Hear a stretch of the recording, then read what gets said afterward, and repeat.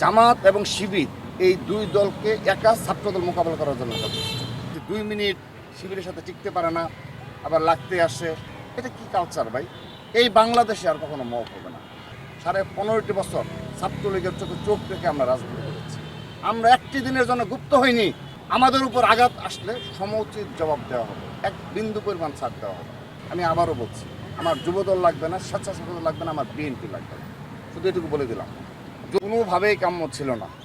আপনি দেখেন একটা ছোটো ঘটনা নিয়ে বেগম রোকেয়া বিশ্ববিদ্যালয়ে একটা ছোটো ঘটনাকে কেন্দ্র করে সেখানে কী ধরনের অস্ত্রের মহড়া, এবং শুধু তাই নয়, রাত ব্যাপী আমাদেরকে তো আমাদের উপর তো হামলা করা হলোই, নৃশংস হামলা চালানো হয়েছে, এটা ওপেন সোশ্যাল মিডিয়া আছে। শুধু তাই নয়, এগুলো আবার শিবিরের নেতাকর্মীরা জাস্টিফাই করছে যে না, এই তাড়িয়ে দিয়েছে, 2 মিনিট শিবিরের সাথে টিকতে পারে না, আবার লাগতে আসে, এ বেগম রোকেয়া না, রংপুরে ছাত্রদের অস্তিত্ব রাখা হবে না, এটি শিবিরের নেতাকর্মীরা সারা রাত ব্যাপী করল।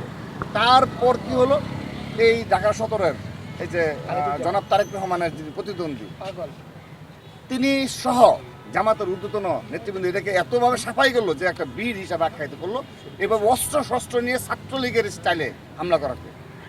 তারপরের দিন কি দেখলাম আমরা, জগন্নাথ বিশ্ববিদ্যালয় অর্থাৎ গতকাল, যে সেই ধারাবাহিকতায় তারা 50 থেকে 60 জন এই ছাত্র শিবিরের নেতৃবৃন্দ গিয়ে সরাসরি মব করছে। অর্থাৎ তাদের মননে মগজে এখনো মব জিনিসটা রয়েছে, গিয়ে উচ্চবাক্যে কথা বলতে হবে, গিয়ে কাউকে চারিত্রিক হরণ করতে হবে। এটা কি কালচার ভাই? এই বাংলাদেশে আর কখনো মব হবে না। তো জগন্নাথ বিশ্ববিদ্যালয়ে তারা ইচ্ছাকৃতভাবে ওই যে বেগম রোকেয়া রাতের যে তাদের আস্ফালন, তাদের যে উল্লাস, সেইটা টেনে নিয়ে এসে ভেবেছে জগন্নাথও তারা সেম কাজ করবে। কিন্তু জগন্নাথ কিন্তু বাংলাদেশের জাতীয়তাবাদী ছাত্রদল সেই সংগঠন 15.5 বছর ছাত্রলীগের চোখে চোখ রেখে আমরা রাজনীতি করেছি। আমরা একটি দিনের জন্য গুপ্ত হইনি।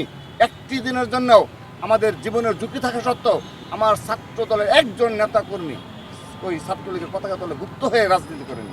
সেহেতু যারা গুপ্ত হয়ে রাজনীতি করেছে তারা তো আমাদের সেই অবস্থা সম্পর্কে জানবে না।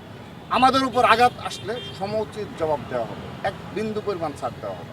তো সেক্ষেত্রে আমরা অত্যন্ত সহনশীলভাবে তাদের সাথে যখন মব করছিল ডিসি স্যার এবং ওইখানে এবং সেখানে ইউজিসির সদস্য ছিলেন, তার সম্মুখে তখন আমাদের ছাত্র দলের যে সকল নেতৃবৃন্দ ছিলেন অত্যন্ত সহনশীলভাবে দেখবেন যে তাদেরকে বলতেছে চলে যাও, এরকম করো না।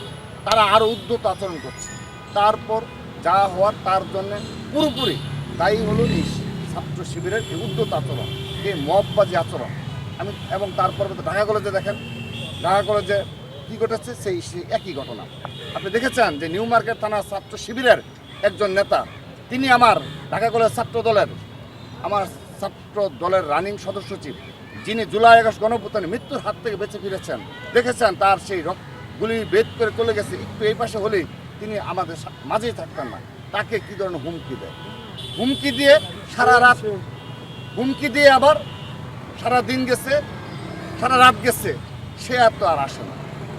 তো হুমকি দেওয়ার জন্যে সে ধরনের হুমকি দিতে হলেও সে ধরনের ক্যাপাসিটি লাগে, সেই ক্যাপাসিটিটা তাদের কিন্তু নেই।